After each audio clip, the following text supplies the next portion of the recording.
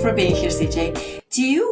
I did a little intro about you, but do you want to tell us about yourself? Yeah, sure. Really high level. So I am a single widowed dad. So lost my wife 3 years ago to stage 4 breast cancer. She battled it for 5.5 years. Ex Silicon Valley engineer. Ended up leaving my tech career, and I'm now on a mission to help grievers not be alone in their journey, because I think grief is left in the shadows for too long, and we need to bring it out. That's kind of the high level, and happy to dig in. Awesome. I'm a huge believer of that we make mistakes in our lives. And I Mm, don't wanna label them as mistakes, but we go through these little steps that sometimes are kind of hard and yeah. sometimes are very enjoyable.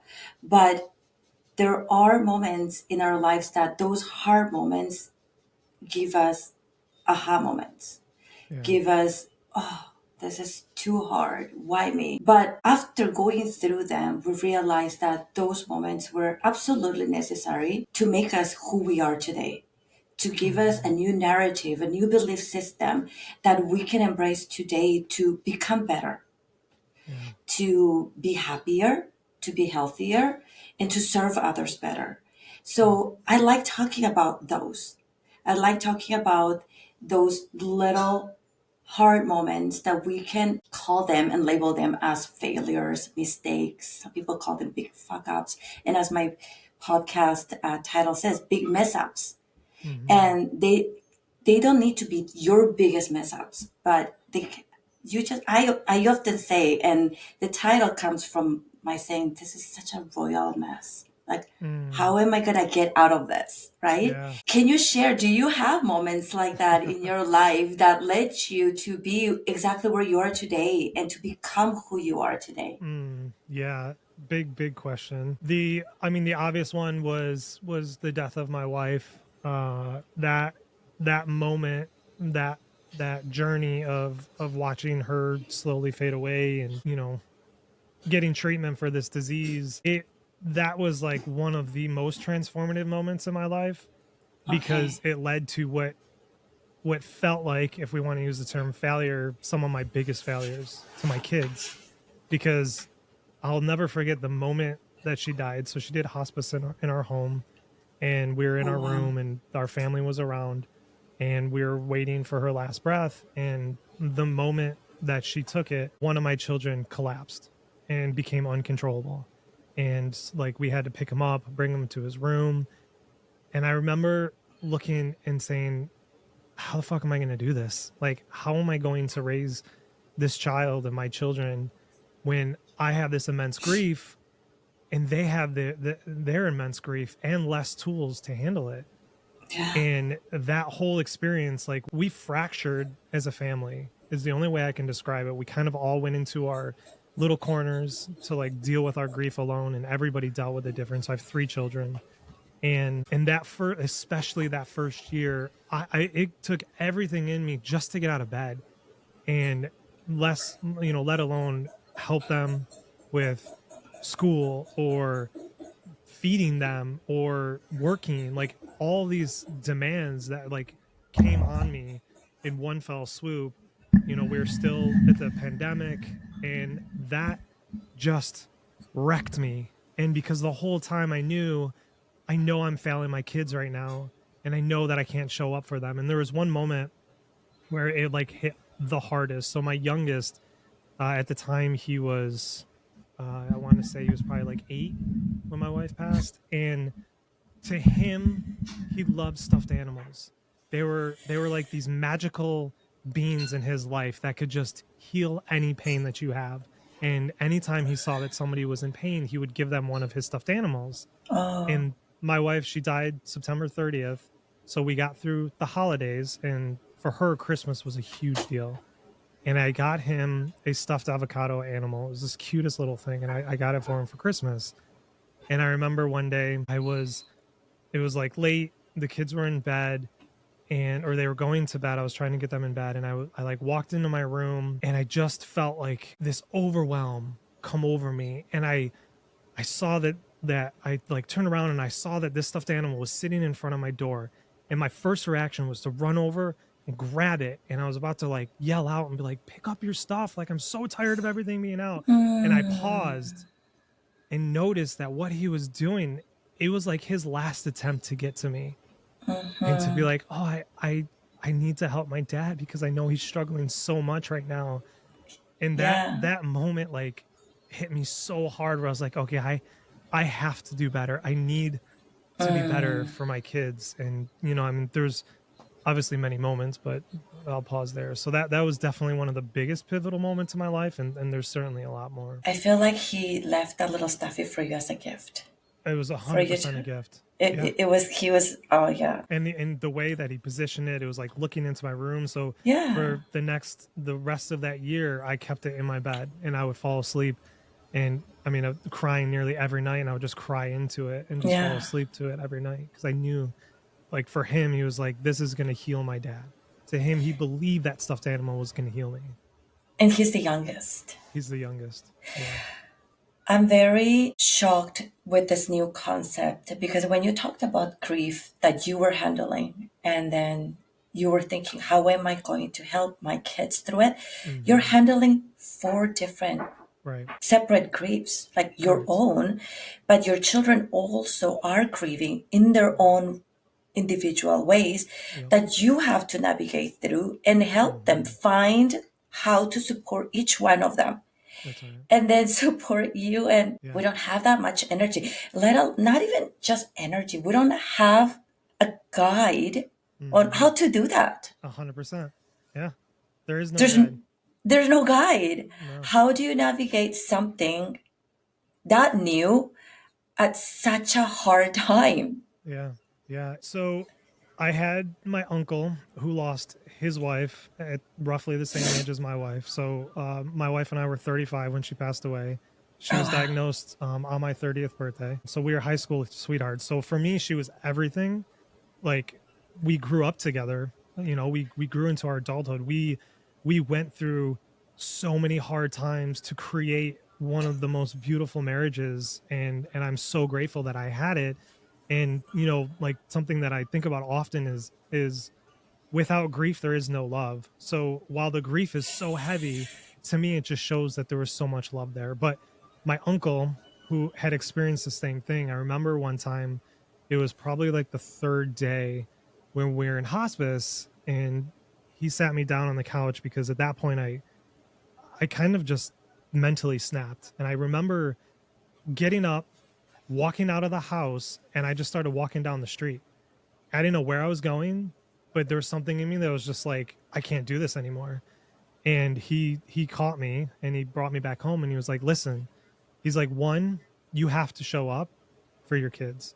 But two, he was like, you have to trust, Ariana was my wife's name. He's like, you have to trust that Ariana taught you everything you need to know. And I didn't understand what he was saying. I had no idea what he was saying in that moment.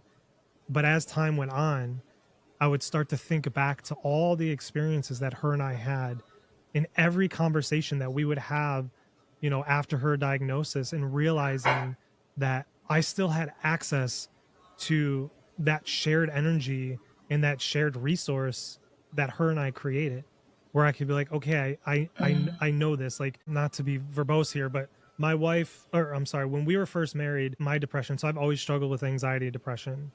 And my depression hit a very, very low point when we first got married. So we were married 22. She was pregnant right away. I had a child on the way. And I just became like suicidal ideations, and I couldn't function. And I remember her jumping off of the couch, and she was very stoked. I'm the one that was super emotional in our relationship. I would cry all the time, and she never really did. But in that moment, when I was telling her, I'm like, I'm broken. You shouldn't be with me. I'm completely broken, and just like breaking down, crying. She jumped off the couch, and I'll never forget. She grabbed my face, and she's just like, you're not broken. You're not broken. And from that point on, she supported me as a new mom, pregnant. We had our second right away, newly married, and she still supported me in my depression to help me out of it. And all of those lessons and everything that she showed me how to act and how to live, she lived life. You would never know that she had cancer. She laughed every single day. She laughed all the way to her death, literally like laughing in hospice. And she just like was the perfect example of how to live life in face of extremely difficult circumstances. So that was one of my guiding forces. The other thing was just confronting it. You like just confronting my grief, finding every possible way to, every modality of therapy, books, like talking, finding trusted people that I could talk to as much as I could possibly do, excuse me. I wanted to do to confront my grief so I can learn about it, right? Because it becomes a part of you and you have to learn who you are in your grief, because a lot of times, especially when you lose a partner, there's a very common thing that happens. You die with them. So who I was as a man and who I was as CJ died the day that my wife died. And now I was left with like, well, who the fuck am I? I didn't know who I was. Like it became this idea of like, I need to discover my identity. I need to discover who I am. So yeah, confronting it and just using my wife's example were some of the biggest tools that I had, but I had to confront it. I couldn't deny it. I could not push it away. And I had to be willing to go through that pain. And it's fucking painful to confront your grief, for sure. Yeah, at moments like that, we break down, right? And I think you need to make that decision right away. It's so hard because you need to make that decision right away. That Yeah. commitment that you make with yourself needs to happen Yeah. at that moment and decide, am I going to shut down? Am I going to just stay here laying down broken? Mm-hmm. Or am I going to break through and just break open so I can rise above, Yeah. overcome, serve myself, and for you, serve Mm-hmm. your children. Right. Yeah. I hear a commonality that happens, and I'm not putting death with failures that we can have in life, but Mm-hmm. for me, becoming a single mom, going through a divorce, leaving my religion, my mom dying at when I needed her the most, Yeah. broke me. And I also deal with depression and anxiety, but all of that came together almost simultaneously. It felt like every single layer Yeah. was harder. Yes. And legit, I had reasons to just stay on the floor, Yes. shut Yeah. down, Yes. just like you. Yeah. That's right.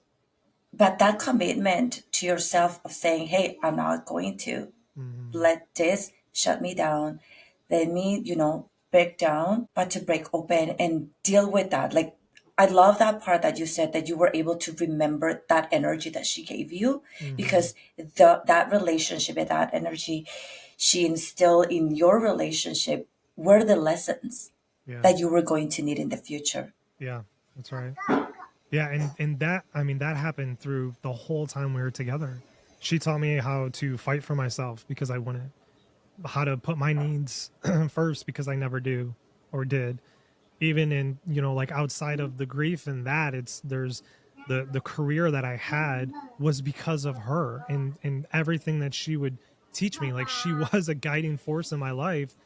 because like, in my career, there was so many points in which I feel like, well, I'm failing and I don't know what to do and how to go forward, and to have that force in my life to reassure me or to call me out and be like, well, you're being a fucking idiot, so just like keep going, which she did quite often. And like we eventually laughed about it. She was very blunt in that way and I loved it.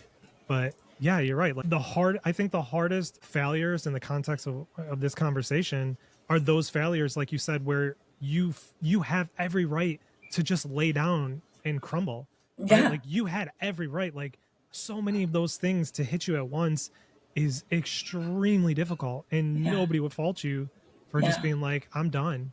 Yeah. And those are the moments where you have to find something in you Yeah. to just keep going. And keep going could be, oh, I'm going to get out of bed today and I'm going to shower and I'm going to make breakfast. That's going, that's moving, that's progress. Yeah. It doesn't have to be these huge, big, grand gestures of like progress, because it's slow. Progress is slow, and that's okay. But Yes. we don't see that, right? Yeah. Because we see, like, if you go on social media, you're talking to people who have already been through it, who don't want to share what it was like. People are very afraid to talk about their failures. They're very afraid to show, I'm struggling right now. I think just to say I'm struggling is something that people are deeply afraid to say out loud. It's like when people ask you, "How are you?" and we Yeah, automatically say, "Good," good. Yeah. Yep. right? But I often ask, "Do you really want to know?" Yeah, exactly. I know. I know. It's that question bugs me more than anything else. One, I hate small talk. I am not good with small Thank talk. you. You know what I mean? So I'm like, I don't like who the fuck cares about the weather? Like, and Yes. if I ask you how you're doing, I want to know, right? I'm not going to ask you if I'm not here to hold space for you. Because most of Yes. us aren't doing okay, Yeah. or most of us need somebody to see us in our pain, and that alone can help to begin to heal us or to remove that burden of like, oh, I'm holding all of this alone, and you tense and yeah. So I totally agree with you. I Yeah. 100% agree. I hate that. I'm good. I'm fine. No, you're Yeah. not. I ask, "How are you really doing?" Like, tell Yeah. me. I Right. have 8 minutes. I heard that we only need 8 minutes of like puking, like vomiting Yeah. all our emotions out Oh, that's to a awesome. safe person. Only 8 minutes Mm, in our 24 hours. wow. If somebody was to hold space, and I call that the puke bucket, where you just vomit all your everything that is bugging you, that you're struggling with, Yeah. to a safe person, you feel that relief. That's You amazing. feel like you can survive. You can take Mm, that breath again. Anyone can give you 8 minutes. yeah. Yeah. But imagine when you have to hear somebody venting Mm. for 8 minutes. Not a lot of people are ready to hold that bucket. No, not at all. Even people that are close to you and love you. Like I've had a lot of people who are, for whatever reason they are unable to truly hold space. It's like, how are you? And it's not how are you really, it's are you back to who you were so that way we can move forward with our lives. But I'm curious, so when all of this hit you, and I think we spoke earlier, so your mom's death was very recent. What were some of the things you did to help like move forward? I haven't done it. Mm, yeah, I So my appreciate mom that. passed 2 years ago. She passed in September 10. And my Yes. daughter, my baby daughter, my toddler, she was born September 20th. So she passed 10 days Wow. just before her. My mom passed without knowing I was pregnant. Really? Yeah, she didn't know that she had another grandchild coming. Wow. And I couldn't share with her because she was that ill. Mm, So my mom was diagnosed with terminal cancer, where mm, we were told she was only going to live for 3 months. Back then, my son was just diagnosed with autism. mm, My marriage was already crumbling mm, because my ex did not want to accept that he was diagnosed. Another yeah. story for another day. But we were navigating her last 3 months on earth with Mm, her. And she was in Korea and I was in Canada. So we had to pack up and leave so she can be with us for wow. 3 months. So did she get diagnosed when she was in Korea? Did she live in Yes. Korea? Okay. She was in Canada. She became very ill. Mm, And then she went to South America where they were doing their mission, and then they couldn't figure out what was going on. We um, found her a specialist in Korea, so she was flown to Korea, gotcha. and then she got surgery to remove the cancer, and they said there's Mm, no way to remove this. She's not gonna have long. She has 3 months, so we just had to pack up all our lives and go stay with mm, her. CJ, 3 months passed by and she didn't die. And she lived for another 12 that's years. wild. But she did never got healthy. She Right. was sick. She was on a remission. She went back to Mm, chemo. yep. She was okay for a few months, Yep. then remission period, and then chemo. And every time she went through chemo or another surgery, it was, oh, she only has a month. Like her Wow. prognosis was she Whoa. has another month. She was, so for 12 years, Holy shit. I feel like I held my life like Uh-huh. in a bubble. You know when Yeah. you move? When Yeah. you move and you have your life in boxes and you can unbox, Yeah. you can make any plans, any changes. You're just holding on to it. Like I felt like I was holding into my life above my head, Yeah. trying to figure out what to do Yeah. while going through a separation, a divorce, my child going through therapy Mm. because of his diagnosis, finding a place to live, Mm-hmm. trying to scramble money. So I, because with my separation, I became homeless. I Mm. walked out of my marriage with nothing. I didn't even have a Yeah. car. I was working part time. I had to make more money. Yeah. I was supporting my mom with her expenses. Wow. So it was a big thing that I just it was about, and I felt like this little duck that is just paddling to Mm-hmm. stay afloat. Yes. So after she died, I started a new relationship. I moved to a new city. So many things happen in 12 years. Yet Mm-hmm. you feel like you can't go on with your life, but life Yeah. goes on, Right. but with a huge pause Mm-hmm. where Yeah. you're just waiting for your mom actually to, is she going to die or not? And when she passed, I felt like I was able to put that box down. Yes. And I'm still just looking at this box for the last 2 years that I put Mm-hmm. down, and I don't know what to do with it. Mm-hmm. So when Yeah. people ask me, how are you dealing with that? I have it. Yeah. I started therapy specifically with this therapist to deal with that, Yeah. to learn how to navigate death, Yeah. to learn that new concept of what death is, what spirituality around death Mm-hmm. is, and how I'm going to grieve my mom because our relationship was excellent, but it was not. So I Right. need to deal with that inner child of me that was Mm-hmm. very hurt by her, Yeah. overcome that, love her back, love Yeah. myself back, forgive myself for having that anger against her, Yes. also Yeah. forgive that I felt that relief that she Mm. actually finally Mm. passed and everything around it. Yeah. So I'm not dealing with it and I don't Yeah. know how to. So, if I could offer a reframe, you are dealing with it because you're Mm, acknowledging it, right? So it is very common, and I see it in so many interviews that I do um, when I talk to people about their grief.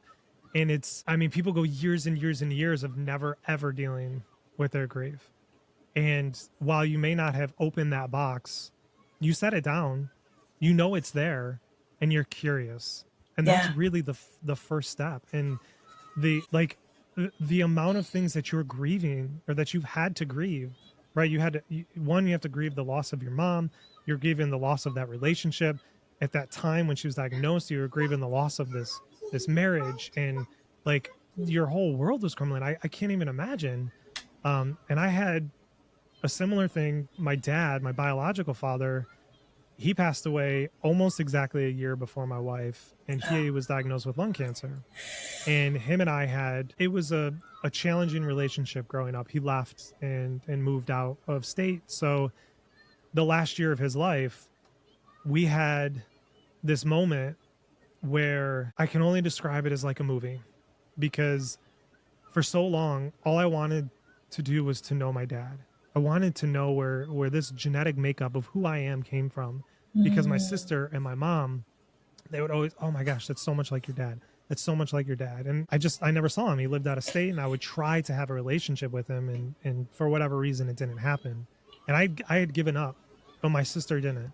And she kept in contact, and she kept going. So I remember, I'll never forget the call that I got from him when he told me that he had lung cancer. And I didn't know what to do. I felt bad because I knew what he was about to go through because I had been through it with my wife.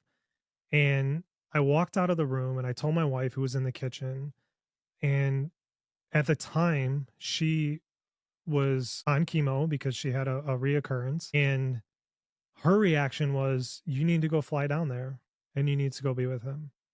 And I was like, yeah, I'm not leaving you. Like, I need to be here for you and for the kids. And she was like, no, you need to go be with your dad. So I went down there, and the only expectation I had was, I know what he's going to go through. I know what him and his wife are about to endure. So I'm going to be here as a human to another human and to help him. I'll be in the appointments and I'm going to shepherd them through this. That was the only expectation I had. And I remember sitting, I got picked up from the airport and I was working out of his home. He was still at work. So I was in his home office. And 4 hours later, I hear his truck pull up in the driveway. And mind you, my whole life, all I wanted was just my dad. I just To wanted him be with him. to be with him. I wanted him to hold me. I was still a little boy. And at the time I was like Yes. 31 years old. And I'm like, I Yeah. just want like my dad to kiss me and hold me and Yes. snuggle with me. And I never had it. And I remember hearing him walk through the front door. And all I heard was, "Where's my son? Where's my son?" And I was like in a panic now. And I stood up and I hear him barrel down the hallway and he slammed the door open and he ran to me and held me. And he cried in my arms and he was like, I can do this because you're here. I can't believe you're here. And it was just the next week, him and I spent every moment together, holding each other, doing everything that like a son and a dad would do. And the last night we were there, it was at night. I had to fly out in the morning. And something in my mind was like, it's now or never. It's now or never. So I said, why did you leave? Why did you leave us? And we spent the next like 3 or 4 hours and he told me his side of the story. I got to share with him. He asked me to forgive him. I asked him to forgive me. And we just held each other and cried. And it was so fucking beautiful to have that. And for the next year, until he died, we would talk. He would FaceTime me and just watch me work. At the time I was working in tech, and he would just watch me sit at my computer and code. And it was like I had my dad after all those years. And then he passed away. And, so it's a long-winded story to say like, yeah, the death of a parent leaves behind many wounds. Even if it's a good relationship, there's a lot that you're reconciling with of what did this mean? What was that? What does this mean for me? And it's not easy. And yeah, so I would say you are dealing with it for sure. You are moving forward and progress is progress. Like you're finding a therapist and it's scary opening that box. It is so, so scary because you're already overwhelmed and you're like, oh, let me just pile more on. Like who wants to do that? Nobody does. Yeah, but yeah, and then so he passed and then my wife passed a year later. And then 6 months after my wife passed, my son got a nerve tumor in his neck. So it's just like, what is going on with cancer in my family? This is nuts. Um, and then, dealing with that and just walking my son through that, taking him back to the hospital where I just took my wife, having to hear doctors be like, I think it's cancer, and having him get in the car and tell me like, Daddy, do I have cancer after he just watched his mom die of cancer? Like it's just grief comes at us in so many different ways. And also he's okay. So just put that out there. He's okay now, but Oh my it's God. it's wild, right? Like it's wild. It's really crazy how that stuff just hits us. Oh, that part where you said that you had to take your son to the hospital where your wife Hmm. passed. How do you walk into? It's crazy. I don't know Oh how I got my through that God. time. The amount of stress that I was feeling every day and then having to work, like I'll never forget that those moments of having to be on. So I work remotely, so I'm always on Zoom, and it's literally like having my finger on the button to mute my camera because tears are coming, and then having to wipe them, pick myself back up, unmute the camera and pretend like nothing is wrong again because nobody wants to deal with grief, right? They're like, you're good, so come back to work, you're fine. No, like it's gonna hit people. I know people who are 20 years out from losing their spouse, and I could say, hey, tell me, what was it like? And they're right back in it and they're right back and crying because it does not leave us. And that's the No, mistake. Grief will never leave. It's our ability to handle it and to grow around it, to hold it and change our relationship to it that changes when we're willing to confront it. exactly. Yeah. Exactly. It's like the waves. They That's right. never stop coming. It's just Right. how much you can handle that makes that difference. Yeah, exactly. Wow. Yeah, that's a lot. And like I said earlier, you had legit reasons to just break down, Yeah. break down and stay there. Mm, yeah. But it's beautiful to see how you were able to grasp the lessons, Mm, the memories, the amazing memories, and just to yeah. talk about to comfort others. I Right. see that you're using your own stories to comfort me, to tell me, Mm, hey, what you're doing is what I mm, went through, and this is progress. yeah. Yeah. I think people, when they talk about something, they are looking for a solution. Hmm. Sometimes we vent and we just think that we just want to let it out, but at the same time we want somebody to tell us, hey, it's okay, That's hey, right. you're doing this, hey, this is a Mm-hmm. solution, this is, as much as we don't want to, we are eager to know, is there something better than what I'm feeling right now, right? Is that Right. possibility, do we have that Mm-hmm. option? And naturally people just give us, Yeah. they're so prompt to give us a solution, and when they cannot give us the solution, Mm-hmm. they feel inadequate. And I think that is why people don't want to listen to the hard things. Mm-hmm. They don't want to Interesting. feel inadequate or helpless, Right. or they don't know what to do with that information, or sometimes we don't know what to say Yeah. when you hear hard things. So Mm-hmm. we don't allow us to talk or to listen. Yeah. And it makes it so hard Mm-hmm. because we don't have that support when we're actually going through it. Right. When you need it the most. Because what do you hear most often? And whether it's death or you lost a job or something bad, hey, things will be better. Things will be fine. It's great. Oh, you're going to learn from this. But in those moments, we don't need that. What we need is somebody to be like, yeah, this fucking sucks. Yeah. Oh, you're right. Okay. Whew, I can breathe a little bit because somebody gave me permission to say this sucks. Right. And sometimes, like, we need that. And then, like you said, the hope, right? The hope of there is a there is a better tomorrow, but not communicated with platitudes, not communicated with like one huge thing I hear. You're young, you'll find somebody. Oh my Well, gosh. I don't like that's not what I wanted to hear. I Yeah. wanted like I lost the love of my life. Like fuck, like I don't give a shit that I'm young. What does that mean? But like we have these platitudes because that's all we know. And like you said, Yes. like it's interesting you said I've never heard that frame that way that we're afraid because we may not know how to help somebody and that scares us. And I do Yeah. think that there is a portion of that that is true. Yeah. That's a great perspective. I come across people that are going through hardship, and I don't know what to say to them. Mm, And I wish I can come with the right words to comfort them, mm-hmm. but there are things that you're never going to be able to say to comfort that people. That's Like, right. how do I comfort you with words Right. when you just lost your wife? How Mm-hmm. do I comfort you when you lost your dad, that you had that 1 year that you had to Yeah. squish everything that you didn't have with him Right. for 25 years, right? Right. Right. I will never, even the most eloquent person will not be able to come out with Right. words to comfort you. How dare do I even try? Mm. All I can do is hold you, hold Yep. that space for you, and just be Exactly. with you. That's right. And that's okay. Exactly. That's exactly Understand, it. to Mm. hold you and to watch you. Yep. That's all we can do, and it Yep. should be known that that's all Right. okay, That's and right. that's enough. It is enough. And it's more than enough. But it's really hard. It's the simplest thing, but it's the hardest to execute on.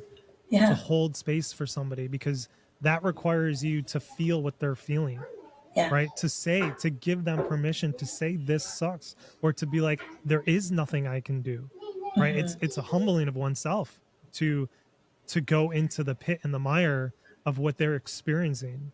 You know, that like I hear often so I write very publicly about all my stuff and I hear a lot of like you're so dark.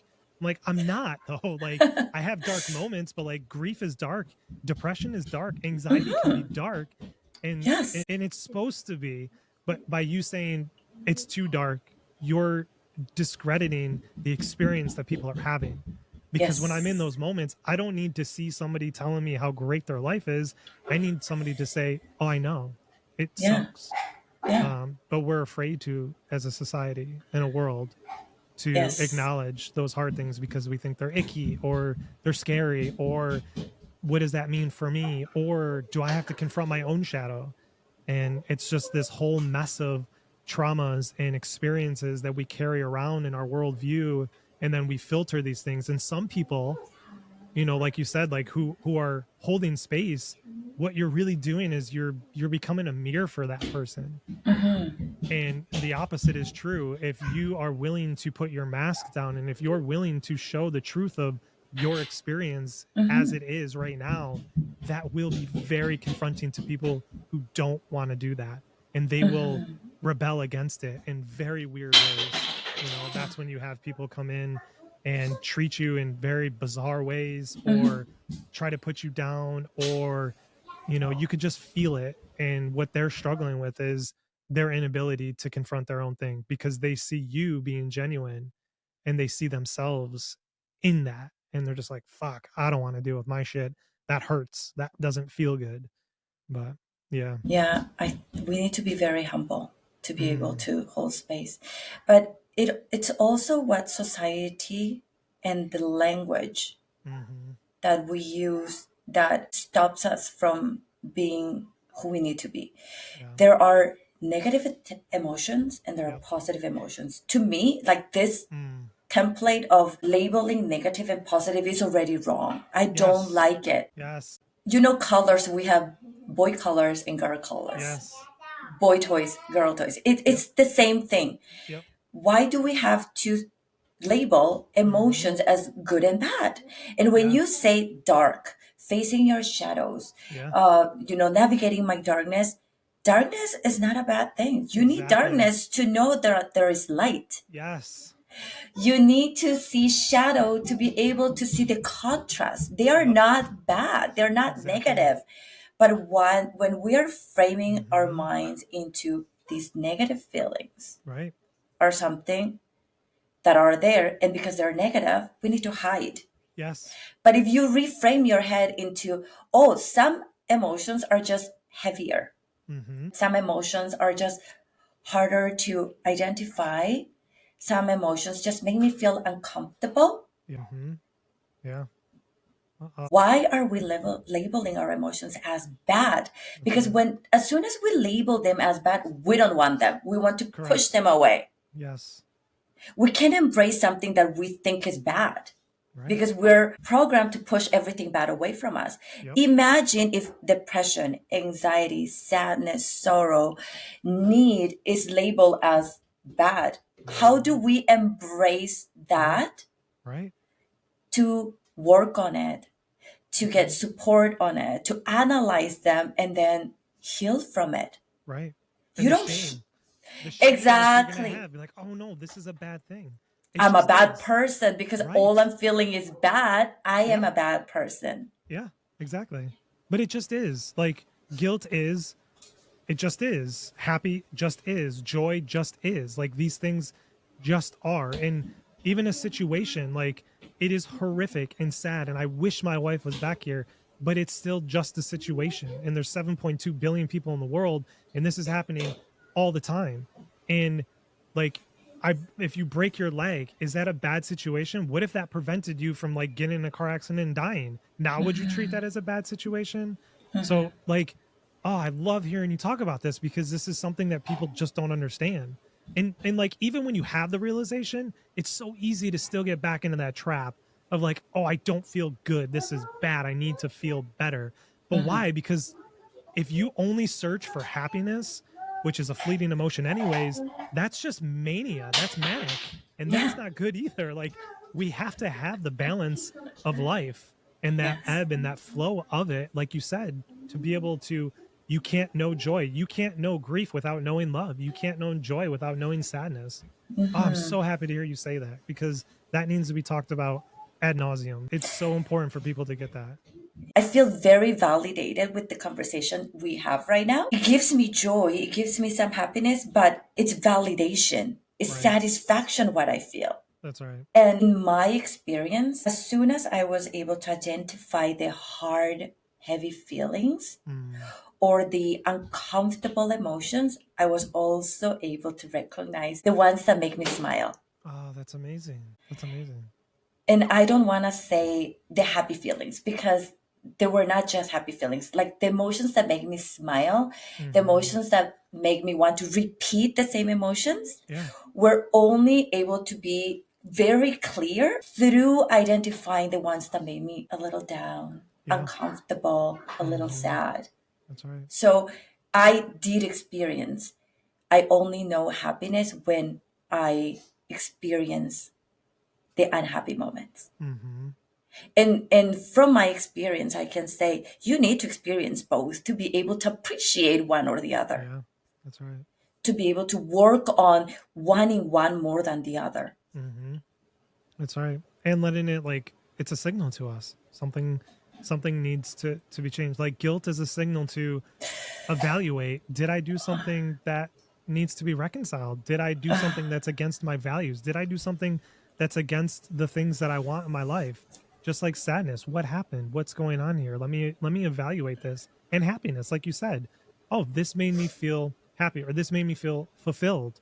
Well, I should do more things that are fulfilling, because like we want to have a life that's fulfilling, but if you never take stock in what those things are, then you're just letting life push you around. Like, again, it's not bad or good. It just is. Like, I needed that in those moments. But Yeah. I think purpose becomes a very interesting conversation, because it's something that I have had to think very deeply about, because my purpose in life now is to help grievers on their journey. But I am also a griever. And as I create and help others, I'm like, am I doing this for them, or is this healing me? And I think the answer is both, Yes. right? So it's You an heal. interesting thing. Yeah. You heal as you serve others. And I Right. think our purpose very easily become who we needed. You needed somebody like you to help you grieve. Mm-hmm. My purpose is to help people to be seen, to be heard, Oh, to that's a be beautiful recognized. purpose. Yeah. And it stems from me not being seen, Mm-hmm. like from my urge to be acknowledged, to be Right. validated, to be appreciated. Yeah. And I wanted that so bad. So that became my purpose, but it's also my line of work. I do branding and marketing for people so people can, Mm-hmm. you know, get recognized, be That's right. positioned, be memorable. And I say this very often, we become who we needed the most. Yeah. We become who we wanted to be seen Mm-hmm. as, Yep. right? Yeah. Yeah, I So definitely agree. when I was able to say, okay, this is my purpose, how am I going to adapt my life? So every aspect of my life comes within my purpose and what I Mm-hmm. mean to be to others. And definitely, I see myself healing Mm. through those acts. Yeah. Yeah. In some ways, you're reparenting that child. Yeah. I'm Yeah. comforting that person that needed the comfort by Mm-hmm. serving others, by comforting others. Mm-hmm. And again, I because I live my life thinking that selfishness was a negative thing. Yeah. I put selfishness as coveting, like something that is not mine, like in the same Uh, pedestal, right? So reframing myself into saying, okay, it's selfish, but it's okay. mm-hmm. I want to serve others so I can heal. Yeah. And that Mm-hmm. sounds selfish, but the process isn't selfish. But it's Right. something that I continuously tell myself so I don't feel guilt. And you and I know at the Yeah. end of the day how much guilt, like I know. as It's parents, constant. as parents and single parents, we have so much guilt. Mm-hmm. I do. Me There too. isn't a night that I don't feel guilty about Yeah. being a bad mom. Yeah. Every night. I mean, I go to bed every night. Last night, it's just like there's always situations where you're just like having to make these choices, and there's never enough. You can never do enough for your child. You will run yourself into the ground if you think you can. And yeah, there it's just an overwhelming sense of guilt, and it's definitely hit me hard all the time. And in that first year it was like wildly guilty, where Oh, I felt like yeah, I couldn't show up for them. But yeah. I think it's so beautiful, your mission to like help people to be seen, because how much healing comes from when we can finally be seen. Sometimes you can quite literally change somebody's whole life by giving them a moment of being seen. You can certainly change their day. Yeah. And what And we want to be seen in is our pain. We yeah, want to acknowledge the challenges that we've had in life, and to know that it's okay. And then there's obviously like healthy attributes of that and unhealthy attributes, but I think at the end of the day, we want to be seen like, hey, you did this thing despite going through that thing. That's fucking exactly. awesome. You're I amazing. yes, yeah. And this is why I love talking about those little Mm, moments that were hard because CJ, you overcame, you stepped up, you were broken, you broke down, but you broke mm, open to mm-hmm. so many things and you Yeah. found purpose in that. Mm-hmm. Yeah. Yeah, without a doubt. And when you're going through it, you think it's so hard. But look, Mm, you're using your own stories, your examples, your experiences to heal other people, to allow them to be mm, sad, to allow them to feel that it's okay to be where they are. Yeah. Hmm. Yeah. It's That's hard. Yeah. I mean, and I like it's it's beautiful. every other day I'm just like, what am I doing? Like, what am I doing? This is crazy. Like, I shouldn't be doing this, but I think that's a very common thing that everybody Hmm. goes through when they're trying to push for Yeah. something that they truly believe in, right? We become Hmm. imposters. Like, why us? Yeah. You know? Yeah. So I've learned to become comfortable with it. Yeah. Sort of. And that's why we need people like you to Mm, let them know that that's okay. That right. imposter that you're Mm, facing right now, it's okay. yeah. Yeah. I appreciate that. Thank you. Thanks for doing this, and Yeah. thank you for making it available for other people. Mm, I do think that grief is something that is not talked enough, yeah. is not supported enough. Hmm. There needs to be more awareness on Yeah. around that we Yeah. don't have, Hmm. and that makes it even more hard. Yeah. Makes it Yep. so much harder. Hmm. Yeah, absolutely. I appreciate you having me on and even thinking of me, and very grateful for that. That was awesome. Thank you for saying okay and opening yourself to Yeah. these vulnerable stories and vulnerable Hmm. moments of your life. Yeah, Thank you. absolutely. Yeah.